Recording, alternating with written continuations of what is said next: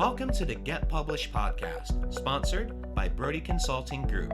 To get more information about our publishing and coaching services, go to getpublishedpodcast.com. Hello, I am Paul Brodie, and thank you for joining us for another episode of the Get Published podcast, where we help authors get published with a proven system that works. Today, we're being joined by Denise Hearn, author of The Myth of Capitalism. Denise, welcome to the show. Hello. Thank you, Paul. Really appreciate being on here. Are you ready to get started? I'm ready. I know our title always sounds daunting. So, yes, let's get into it.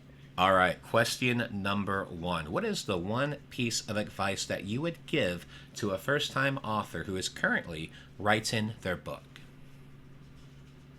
Yeah, so I actually saw a video the other day that I thought was spot on, and it's from a woman named Vanessa Van Edwards at the Science of People School, and she has written a few bestsellers herself. Her most recent one, I think, is called Captivate, and so she did a whole video actually on getting published and the advice that she would give to other authors and hopeful authors. And what she said is that 30% of the book process is writing and 70% of the process is marketing. And, that really resonates with me because we're in the process with our own book of, we've finished the manuscript, we've been working with the publishers, and now we're sort of in the marketing phase. And you feel a huge sense of accomplishment when you've actually written the manuscript and finish that portion of it. But really the true work sort of still lies ahead in getting the message out and in spreading the core tenets of what you're really trying to get across to your audience via the various marketing channels that that you want to get to. So that I thought was that really wise advice, and also sort of gives you pause if there's anybody out there that thinks that they have a book in them. Consider whether they want to go through the process of doing the 70% marketing on top of the writing the book. When you bring up a great point, I know prior to the podcast we were talking a little bit, and you mentioned that you're actually getting the book published through Wiley. So the nice thing is, they can take care of the publishing part for you. But you're right, you have the book done, you're getting it published, and then you've got all this fun marketing that comes up. So you got to figure out the game plan for the launch and the different things you want to offer, and then also sustaining sales afterwards. So there's definitely a lot of variables that come into it.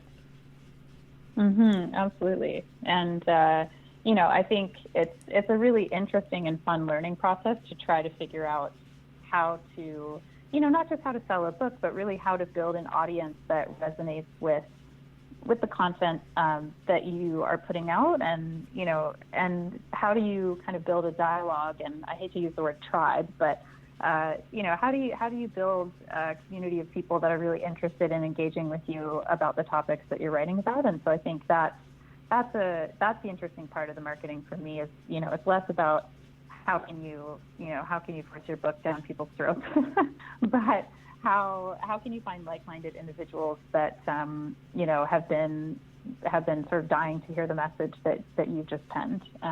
So that's the fun part of the marketing for me. And what do you feel is the hardest part about getting published? Yeah, I think it's interesting because the book that we're working on, The Myth of Capitalism, I co-authored with a colleague who has himself written 2 bestsellers previously, and is very well known in economic circles, has a decent sized social media following, and so we kind of assumed that because of those things, that when we approached the large publishers, it wouldn't be a problem to get some offers. And I think what's been interesting is that publishers now are really looking for individuals with a large established platform. And they're often sort of reluctant to take what they perceive as a risk on a new author, or on a new co-author, or on a topic that's slightly controversial, which I think is where our book falls.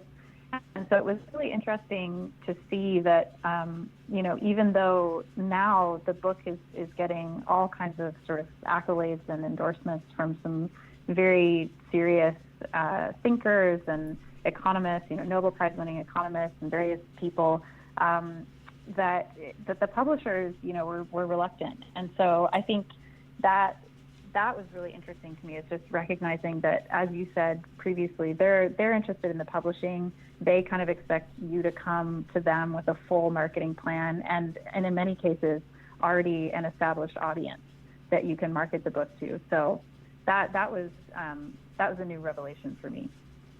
Well, and the funny thing is, I had a guest on the show last week that we were talking, and he mentioned the same thing in regards to publishing, and even with music, where they want some of these YouTube stars or these artists that have a large platform, and the labels want to sign them. So it's very similar with music and with books. It's like they're all about the platform, because there are very few publishers now that will do the marketing.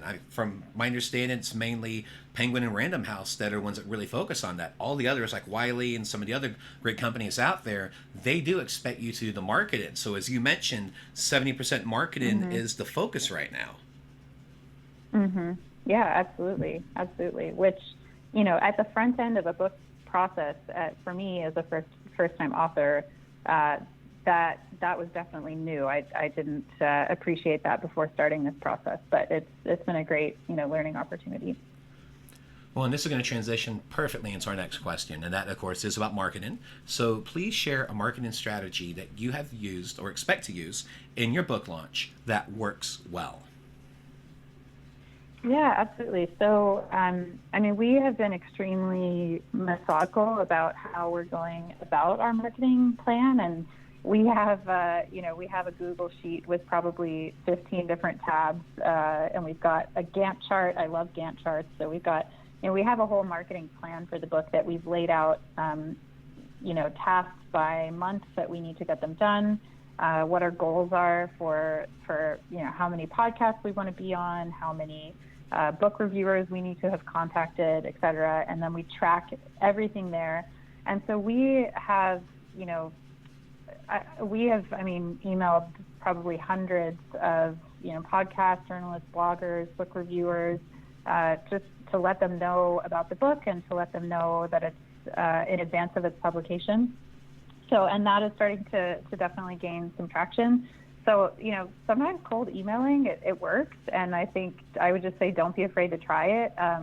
And don't be afraid of getting rejected or not getting a response back. I think, you owe it to yourself to sort of get the message of your content of your book out there, and no one is going to do it for you. And you are the best advocate for yourself and your book. So I would say, don't be afraid to do that. The other thing is, that's worked really well for us, obviously, is getting, using your network to try and get some really incredible endorsements right off the bat that give credence to your content. So as I mentioned before, we've had a lot of success with that, getting some big names who have now endorsed the book that then you can sort of use to say, oh, such and such person has endorsed, would you like to have us on your show, or on your, would you like us to write an op-ed piece for you? And so I think that social proofing goes a long way to be able to get your foot in the door to other things. And then the other thing as well, actually, is just using your own personal network. I sent an email to about probably 60 people that I knew that just said, as many of you know, I'm working on this project, and you have to be cautious to not ask too many favors of your friends. But basically, I just said, we're looking for help. If you have any connections with media or any audiences, any types of organizations or groups that might like to hear about what we're talking about, please let me know. And, it's just amazing. People get back to you and they're like, oh, thank you so much for including me. And of course, I would love to connect you with this person. And so I think don't be afraid to really, use your existing network in that sense to include them in the journey of this, and don't feel like you have to do it all by yourself. So those have been a few things that we've tried that are certainly, starting to show some real fruit. Well, and I want to thank you for sharing those strategies. A lot of great things that you guys are doing with that. One thing I would like to ask, because none of our listeners might not necessarily be aware of what a Gantt chart is, so could you tell us a little bit more about that? Oh, yeah, sure. So a Gantt chart basically is you can do it very simply in Excel or on a Google sheet, and you basically on the left column you would kind of mark down all the different milestones or major goals that you want to have, and I like to break them up by category. So actually, I'll just open mine up right now so I can tell you. So I've got I've got things that are related to the book itself. I've got podcasts, I've got a publicity, events, social media, newsletter, partnerships. And then within those, you kind of write out your goals and things that you want to have accomplished. And then across the top, you do it by month, or you can do it by week, or whatever works for you. And then you kind of, you mark off which things need to happen at what point in time. And what I find really useful about that is it kind of helps you. It can be very overwhelming to look at a project like this and think, oh my gosh, I have 150 things I need to do, and instead of trying to think that you have to do it all at once, you kind of try to think sequentially about what makes the most sense strategically, week by week and month by month. And then you kind of space out your workflow that way. And you can also, it's a great visual way to see how things are progressing month by month or week by week. So that's something that that I use quite a bit with, even just in my, in my day job, as well as projects like this. I even built one for my wedding. So they're very useful. They have a lot of crossover. People make fun of me because I use them so much, but I think that they're a really nice visual way of kind of making sure that you're staying on track with your major goals over time. When it sounds like all the things that you mentioned, every one of those items that you talked about is most likely on that chart. Is that correct? Oh yeah, absolutely. Absolutely. That's all on there. Yeah. Well, and with me, you're preaching to the choir. I am a huge believer in frameworks and systems. And when you have them, you can plug everything in and it works great. And you can plug it into any area. Like with my systems, I've plugged in to publishing, but I've also plugged it into podcasting as well. So I am a huge believer in systems, frameworks, processes, and having that level of organization, because it definitely works. And that's why I wanted you to touch on that a little bit more, because when you're doing a book launch, it's just like anything else with publishing, and especially with this marketing side of things, you have so many different things that you have to get done. So if you can have them in that framework, it just makes things so much more easy. Absolutely. Absolutely. Well, let's talk about 100% agree. Well, let's talk about your favorite book. So what is your favorite book, and what was the number one thing that you learned from it? So and this, your next question also asks what's your favorite, but I hate the word favorite, actually. I feel quite intimidated when somebody asks me to define my one specific favorite thing. But so I thought I would answer this by talking about a book that I have read more recently that I found really fascinating. I don't know if it's my favorite, but I think it's certainly very relevant to today. And it's called The True Believer by Eric Hoffer. And it's fascinating because this guy who wrote this book had no formal education. He never, went to college. He was all self-taught, and he was absolutely brilliant. And he wrote this book in the 1950s, so just after the Second World War. And what he decided to do was look at how do mass movements and how do populist movements become, popular? Why do they spread? And so he decided to look at the rise of mass movements and what they have in common, and sort of apply that to, his modern day thing. He found all kinds of things in common, but one of them is that often it's what he calls responsible for being most susceptible to populism. And what he means by that is that it's not people who are sort of destitute, and very impoverished that tend to rise up and overthrow governments. It's generally people who used to be, fairly, well off, maybe the middle class, but they feel that their opportunities have started slipping away from them, and that makes them very angry and it makes them fearful. And so when a leader rises up and says, I am going to break the existing system, and I'm going to give you hope that, things will kind of return to a better time, then that's what causes them to trust that leader. And what I found so fascinating is that this guy wrote this book in the 1950s, but it's very similar, I think, to what's happening in America and American politics today. With the rise of Trump and, even in Europe, different political leaders there that have been gaining popularity. So if anyone's sort of interested in political theory and those kind of topics, I would highly, highly recommend this book called The True Believer by Eric Hoffer. And for a final question, what is your favorite quote and why?